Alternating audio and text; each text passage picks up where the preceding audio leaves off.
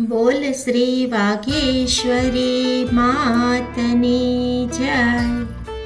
ભુજ મધ્યે સોનીવાડમાં શ્રીમાળી સોની જ્ઞાતિના કુળદેવી માં વાઘેશ્વરી માતાજીનું સુંદર મંદિર આવેલું છે. આજે આપણે તેના ઇતિહાસ વિશે જાણીશું.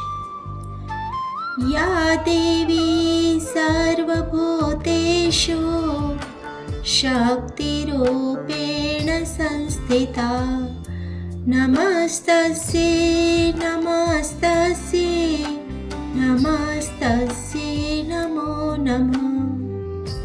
જય માતાજી. વાલા ભક્તજનો, માં વાઘેશ્વરી મંદિરના ઇતિહાસની વાત કરીએ તો આશરે 400 વર્ષ પહેલા મંદિરની સ્થાપના કરવામાં આવી હતી. સમયાંતરે મંદિર નાનું પડતું હોવાથી તેનો જીર્ણોદ્ધાર કરી વિક્રમ સંવત 2046માં નવું મંદિર બનાવવામાં આવ્યું. થોડા સમય બાદ તેમાં માં હરસિદ્ધિ અને માં અંબાજીની મૂર્તિનું પણ સ્થાપન કરવામાં આવ્યું. ત્યારબાદ સિંહના સ્વરૂપની પણ સ્થાપના કરવામાં આવી. આમ મંદિર ખૂબ સુંદર બની ગયું. પરંતુ જ્યારે ઈસવીસન 2001માં કચ્છમાં ભૂકંપ આવ્યો ત્યારે ફરી માનું મંદિર ક્ષતિગ્રસ્ત થઈ ગયું. પણ કહેવાય છે કે જ્યાં 1000 હાથવાળી બેઠી હોય ને ત્યાં 2 હાથને ક્યાંય પાછા પડવા ન દે. એવી માં વાઘેશ્વરીની કૃપાથી મંદિરની દિવાલ તોડતા તેમાંથી પથ્થરની કોતરણીવાળું સુંદર મજાનું ત્રિશૂળ નીકળ્યું.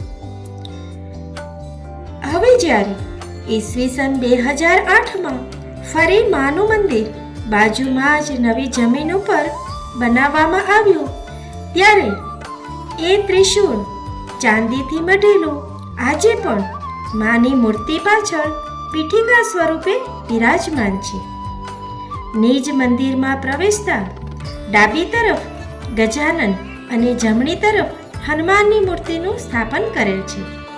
સાથે સાથે પ્રદક્ષિણામાં માં બ્રહ્માણી, માં કૌમારી અને માં શાકરી માતાજીના સ્વરૂપની પણ સ્થાપના કરેલ છે. 15 વર્ષથી માની અખંડ જ્યોતના દર્શન કરી સૌ ભક્તજનો દર્શનનો લાભ લે છે. ભુજ શ્રીમાળી સમાજના લોકો દર વર્ષે માહી પૂનમ, ચૈત્રી આઠમ તેમજ આસો આઠમના હવન કરે છે. દર પૂનમના માતાજીના વાઘા અને ધજા બદલાય છે. ચૈત્ર મહિનામાં સમાજના લોકો દ્વારા 1.25 લાખ મંત્ર જાપ કરવામાં આવે છે. 60 વર્ષથી વાઘેશ્વરી ધૂન મંડળ દ્વારા દર મંગળવારે માની આરાધના અને ભક્તિ કરાય છે. ચૈત્ર અને આસો નવરાત્રિમાં ધૂન મંડળ દ્વારા કુમારિકા પૂજન અને ભોજન કરાવી ભક્તજનો માના સાક્ષાત્કારનો લાભ લે છે.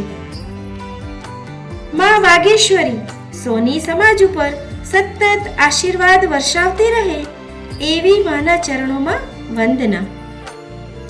ન તાતો ન માતા ન બંધો ન દાતા ન પુત્રો ન પુત્રી ન ભૃત્યો ન ભર્તા ન છાયા ન વિદ્યા ન વૃત્તિર્મમેવ ગતિસ્વં ગતિસ્વં ત્વમેકા ભવાની ગતિસ્વં ગતિસ્વં ત્વમેકા ભવાની. બોલ શ્રી વાઘેશ્વરી માં